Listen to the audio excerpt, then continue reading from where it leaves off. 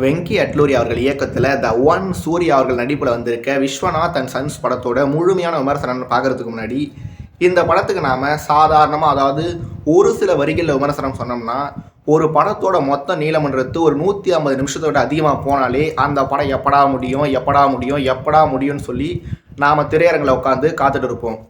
ஆனால் இந்த Viswanath and sons படம் 161 நிமிஷம் ஓடுது. இந்த படம் 161 நிமிஷம் ஓடுறதுனால படம் இந்த நேரத்தில் தொடங்குது. 161 நிமிஷம் இடைவேளை எல்லாத்தையும் கணக்கு பண்ணோம்னா இந்த படம் இப்போ முடிஞ்சிடும் அப்படின்னு சொல்லி நமக்கு நல்லாவே தெரியும்.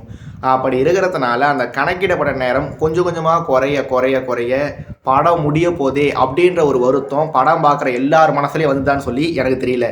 ஆனால் என்னோட மனசில் கண்டிப்பாக வந்திருந்தது. அதுதான் இந்த படத்தோட மிகப்பெரிய வெற்றியே. அதனால் நீங்கள் இந்த விஸ்வநாத் அண்ட் சன்ஸ் படத்தை குடும்பத்தோடு போயிட்டு திரையரங்குகளில் பார்க்கலாம், கண்டிப்பாக பார்க்கலாம்.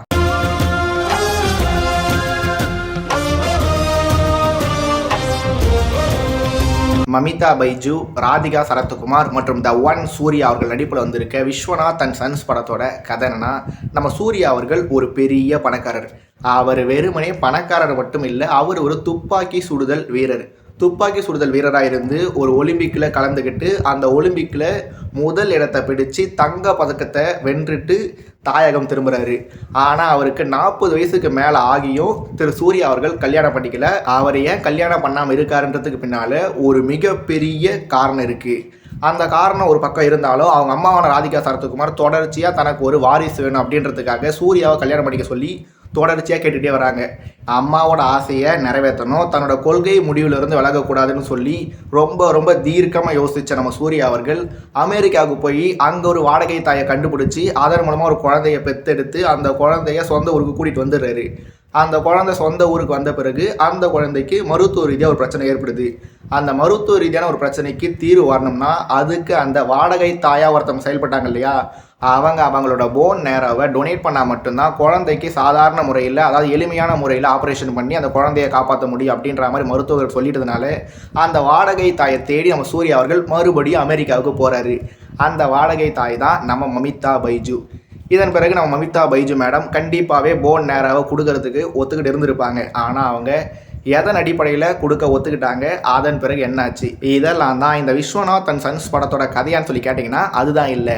போன் நேராவை கொடுக்கறதுக்காக இந்தியாவுக்கு வந்த நம்ம மமிதா பைஜு மேடம் சூர்யா அவர்களோட பரந்த மனசை பார்த்து சூர்யா மேலே காதலில் விழுந்துடுறாங்க. அதன் பிறகு மமிதா பைஜு மேடம் சூர்யா கிட்ட தன்னோட காதலை சொன்னாங்களா இல்லையா, சூர்யா கிட்ட மமிதா பைஜு தன்னோட காதலை சொன்ன பிறகு தன்னோட கொள்கை கோட்பாடிலிருந்து விலகி சூர்யா மமிதா பைஜுவோட காதலை ஏற்றுக்கிட்டாரா இல்லையா, காதலை ஏற்றுக்கிட்டு மமிதா பைஜுவை கல்யாணம் பண்ணிக்கிட்டாரா இல்லையா, இதுக்கான பாதையில் இந்த படம் முழுக்க இவங்க நிரப்பி வச்சிருக்க எண்ணற்ற மறக்க முடியாத தருணங்கள் என்னென்ன. இந்த விஸ்வநாத் அண்ட் சன்ஸ் படம் சூர்யா அவர்களுக்கு சிங்கம் 2 படத்துக்கு பிறகு ஒரு மிகப்பெரிய வெற்றி படமாக அமைஞ்சுதா இல்லையா, இதெல்லாம் தான் கஜினியின் பிரேமலு கைத்தட்டல்கள் கடைசி வரை அடங்கவில்லை.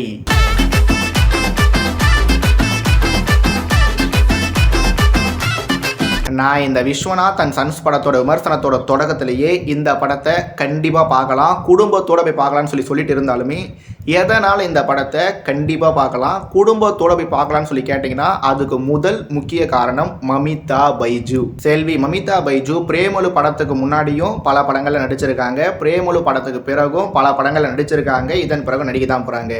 ஆனால் மமிதா பைஜுக்கு தமிழ்நாட்டில், இந்தியாவில் இருக்க பிற மாநிலங்களில், ஏன் உலகம் முழுக்க ரசிகர்களை ஏற்படுத்தியிருந்த படம்னா அது பிரேமலு தான். ஆனால் பிரேமலு படத்துக்கு பிறகு மமிதா பைஜு ரெபல் படத்தில் நடிச்சிருந்தாங்க, டியூடு படத்தில் நடிச்சிருந்தாங்க, கரா படத்தில் நடிச்சிருந்தாங்க, ஏன் மாண்புமிகு தமிழ்நாடு முதலமைச்சர் திரு சா ஜோசப் விஜய் அவர்களோட ஜனநாயகன் படத்தில் நடிச்சிருந்தாங்கன்னு சொல்லி மமிதா பைஜு பல படங்கள் நடிச்சிருந்தாங்க. ஆனால் மேலே சொன்ன படங்கள் பிரேமலு படம் தந்த உணர்வை எனக்கு கண்டிப்பாகவே தரலை, பல பேருக்கு கண்டிப்பாகவே தந்திருக்காது. அப்படி இருக்கும்போது இந்த விஸ்வநாத் அண்ட் சன்ஸ் படத்திலிருந்து முதல் பாடல், இரண்டாம் பாடல், படத்தோட முன்னோட்டம் அப்படின்னு சொல்லி பல விஷயங்கள் வந்திருந்தப்பவே இந்த படத்தில் கண்டிப்பாகவே மமிதா பைஜு ஒரு மிக சிறப்பான நடிப்பை கொடுத்துருப்பாங்க. இந்த படத்தில் மமிதா பைஜு பட்டையை கிளப்பியிருப்பாங்க அப்படின்ற ஒரு எதிர்பார்ப்பு எனக்குள்ள எழுந்திருந்தது. ஒரு படத்தை பார்க்க போகிறதுக்கு முன்னாடி அந்த படம் மேலே நமக்கு அதிகப்படியான எதிர்பார்ப்பு உருவாயிடுச்சுன்னா அந்த எதிர்பார்ப்பை விட அந்த படம் பல மடங்கு நல்லா இருந்தால் மட்டும்தான் அந்த படம் நல்லா இருக்குன்னு நம்ம சொல்லுவோம். ஆனால் இந்த படத்தை பார்க்க போகிறதுக்கு முன்னாடியே மமிதா பைஜு மேடம் பட்டையை கிளப்புவாங்க பல மடங்கு பட்டையை கிளப்புவாங்கன்ற அதிகப்படியான எதிர்பார்ப்போட தான் நான் இந்த படத்தை பார்க்க போயிருந்தேன். அளவுக்கு அதிகமான எதிர்பார்ப்போட இந்த படத்தை பார்க்க போன என் போன்ற நேயர்களுக்கு மமிதா பைஜு உண்மையிலே நடிப்பில் பட்டையை கிளப்பி இருந்தாங்களான்னு சொல்லி கேட்டிங்கன்னா அதில் ஒரு துளி சந்தேகம் கூட நமக்கு தேவையில்லை. செல்வி மமிதா பைஜு விருது வாங்குற அளவுக்கு நடிச்சிருக்காங்களான்னு சொல்லி கேட்டிங்கன்னா விருது முக்கியம் இல்லை. படம் பார்க்க போன பார்வையாளர்களோட மனசை கவர்றது தான் ரொம்ப ரொம்ப முக்கியமான விஷயம். ஏன்னா எதிர்கொள்கிற ஏதாவது ஒரு பந்தில் சிக்ஸர் அடித்தா பரவாயில்ல, ஆனால் மமிதா பைஜு திரையில் தோன்ற ஒரு காட்சியிலையும் சிக்ஸர் அடிச்சுக்கிட்டே இருக்காங்க. அந்த திரையில் சூர்யா இருந்தாலும் ராதிகா சரத்குமார் இருந்தாலும் எவ்வளவு பெரிய நடிகர் இருந்தாலுமே படம் பார்க்குற மொத்த பார்வையாளர்களோட கவனமும் மமிதா பைஜு மேலே தான் முதல்ல இருக்கும். மமிதா பைஜு திரையில் இல்லாத தருணங்களில் மட்டும்தான் நாம் மற்றவங்கள கவனிச்சிருப்போம். அந்த அளவுக்கு இந்த விஸ்வநாத் அண்ட் சன்ஸ் படத்தோட உடல் உயிர் வெற்றிக்கான முதல் முக்கிய காரணம் அது மமிதா பைஜுன்னு சொல்லி ஒரு தடவை சொல்லலாம், 10 தடவை சொல்லலாம், சொடக்கு மேலே சொடக்கு போட்டு சொல்லிக்கிட்டே இருக்கலாம். இங்கே என்னன்னா இந்த விஸ்வநாத் அண்ட் சன்ஸ் படத்தில் வர மமிதா பைஜுவோட கதாபாத்திரன்றது சந்தோஷ் சுப்பிரமணியம் படத்தில் வந்த ஜெனிலியாவோட கதாபாத்திரத்தை ஒரு 2 மடங்கு 3 மடங்கு ஒரு 100 மடங்கு பெருசுப்படுத்தி, அதாவது ஜெனிலியாவே ஒரு லூஸ் ஹீரோயின் தான், அந்த லூஸ் ஹீரோயினே ஒரு 100 மடங்கு லூஸ் ஹீரோயினாக மாற்றிருந்தா எப்படி இருந்திருக்குமோ அந்த மாதிரி ஒரு கதாபாத்திரத்தில் தான் இந்த படத்தில் மமிதா பைஜு நடிச்சிருப்பாங்க. ஆனால் ஒரு சில படங்களில் நாம் லூஸ் ஹீரோயின் கேரக்டரை வெறுப்போம், ஆனால் ஒரு சில படங்களில் மட்டும்தான் லூஸ் ஹீரோயின் கேரக்டர் நாம் ரசிப்போம் காரணமே இல்லாமல் ரசிப்போம். அவங்களோட கதாபாத்திரம் என்ன தான் லூஸ் ஹீரோயின் கதாபாத்திரமாக இருந்தாலும் எடுத்துக்கிட்ட லூஸ் ஹீரோயின் கதாபாத்திரத்தை எந்த அளவுக்கு சிறப்பாக திரையில் கொண்டு வர முடியுமோ அந்த அளவுக்கு சிறப்பாக கொண்டு வந்து அது எந்த இடத்துலையுமே படம் பார்க்க போன பார்வையாளர்களை வெறுப்படையவோ இல்லை சலிப்படையவோ எந்த இடத்துலையுமே வைக்கல. அதுதான் மமிதா பைஜுவோட மாயாஜாலமே. செல்வி மமிதா பைஜு வெளிநாட்டில் வளர்ந்தவங்க ஒரு வாடகை தாயாக செயல்படுறாங்க. அவங்க ஒரு சில நிபந்தனைகளோட தான் இந்தியாவுக்கு வராங்க. இந்தியாவுக்கு வந்த இடத்துல அவங்களுக்கு சூர்யா மேலே காதல் வருதுன்னு சொல்லி இந்த விஷயங்கள் நாம் வேறொரு பார்வையிலிருந்து பார்க்கும்போது தப்பாக கூட தெரியலாம், நமக்கு எண்ணற்ற குறைகளும் தோணலாம். ஆனால் அந்த மாதிரி எந்த ஒரு குறைகளுமே நமக்கு தோணாமல் போகிறதுக்கு முக்கிய காரணம் மமிதா பைஜு தான் வர ஒரு காட்சியிலையும் அவங்களோட ஸ்க்ரீன் ப்ரெசன்ஸ், அவங்களோட டைலாக் டெலிவரி, ரொம்ப ரொம்ப முக்கியமாக அவங்களோட ஐ ரியாக்ஷன்ஸ்லாம் இருக்குது. கண்ணிலேயே பேசுவான்னு சொல்லுவாங்க இல்லையா, அந்த மாதிரி மமிதா பைஜு இந்த படத்தில் பட்டையை கலப்புறான்னு சொல்லி ஏற்கனவே சொல்லியிருந்தேன். மறுபடியும் ஒரு முறை மமிதா பைஜு பட்டையை கிளப்பிட்டாங்கன்றத நான் சொல்லுவேன் திரும்ப சொல்லிக்கிட்டே இருப்பேன். ஏன்னா விஸ்வநாத் அண்ட் சன்ஸ் படம் இன்றைக்கி இந்த அளவுக்கு ஒரு தரமான படன்றதை விட மனசுக்கு நெருக்கமான படமாக வந்திருக்குன்னா அதுக்கு முதல் முக்கிய காரணம் மறுபடியும் ஒரு முறை மமிதா பைஜு மட்டும்தான். இன்னும் மமிதா பைஜுவை பற்றி பெருமையாக பாராட்டி பேச சொன்னால் நான் பல மணி நேரம் பேசிகிட்டே இருப்பேன். ஆனால் அதை கொஞ்சம் அப்படியே நகர்த்தி வச்சுட்டு நாம் அப்படியே அடுத்த கதாபாத்திரம் பக்கம் நகருவோம். அது எந்த கதாபாத்திரம்? அதுதான் ராதிகா சரத்குமாரோட கதாபாத்திரம். இந்த விஸ்வநாத் அண்ட் சன்ஸ் படத்தோட தொடக்கத்தில் ராதிகா சரத்குமார் அதிகப்படியான மேக்கப்போட அதிக அளவு பணம் இருக்க ஒரு அம்மாவை காட்டினப்ப அவங்களோட கதாபாத்திரம் எனக்கு பெரிய அளவில் ஒட்டலை. ஆனால் காட்சிகள் நகர மமிதா பைஜுவும் ராதிகா சரத்குமாரும் ஒன்றா சேர்ந்து பேச தொடங்கினதுலேருந்து ஒரு பக்கம் மமிதா பைஜுவோட பெருமைகளை பற்றி ஏற்கனவே பேசிகிட்டு இருந்தோம், இன்னொரு பக்கம் மமிதா பைஜு இப்போ வந்து நடிகை, நான் காலகாலமாக இருக்கேன், நான் எம்மா ராதா பொண்ணு, ராதா ரவியோட தங்கச்சி, சரத்குமாரோட மனைவி, என் உடம்புல ஓடுறதே நடிப்பு ரத்தம் தான் அப்படின்னு சொல்லி அவங்களும் போட்டு நடித்து ஒரு காட்சியும் அந்த அளவுக்கு சிறப்பாக கொண்டு போயிருந்தாங்க. இதில் என்னென்னா அவங்க இனிப்பு சாப்பிடணும் அப்படின்ற ஒரு ஆசையை வச்சுக்கிட்டு இந்த படம் முழுக்க அவங்களோட காட்சி வர வரைக்கும் படத்தோட தொடக்கத்தில் தொடங்கி அவங்களோட கதாபாத்திரம் முடிகிற வரைக்கும்னு சொல்லி எல்லா இடத்துலையுமே அந்த ஒரு விஷயத்தை அந்த ஒரு எலமெண்ட்டை அப்படியே கண்டினியூ பண்ணிட்டு வந்துகிட்டே இருந்திருப்பாங்க.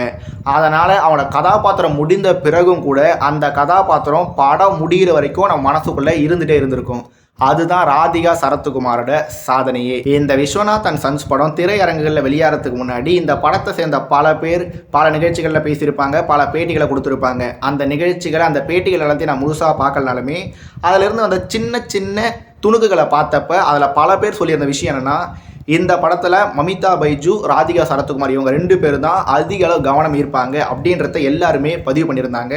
அது இந்த படத்தை பார்த்து முடிச்சுட்டு வந்த பிறகு அது 100க்கு 100 உண்மையான விஷயன்றதை தாண்டி இந்த படத்தில் மமிதா பைஜு மற்றும் ராதிகா சரத்குமார் இவங்க 2 பேருக்கு நடுவில் இருந்த கெமிஸ்ட்ரியை பாராட்டுறதுக்கு என்கிட்ட வார்த்தைகளே இல்லை. இங்கே என்னன்னா, இந்த படத்தில் வர ராதிகா சரத்குமார் மற்றும் மமிதா பைஜு இவங்க 2 பேர் மாதிரியே தமிழ்நாட்டில் இருக்க, இந்தியாவில் இருக்க, ஏன் உலகம் முழுக்க இருக்க மாமியார் மற்றும் மருமகள்கள் மட்டும் இருந்துட்டாங்கன்னு வச்சுக்கோங்க, இந்த ஒட்டு மொத்த உலகமுமே சொர்க்கமாக மாறினாலும் ஆச்சரியப்படுறதுக்கு இல்லை.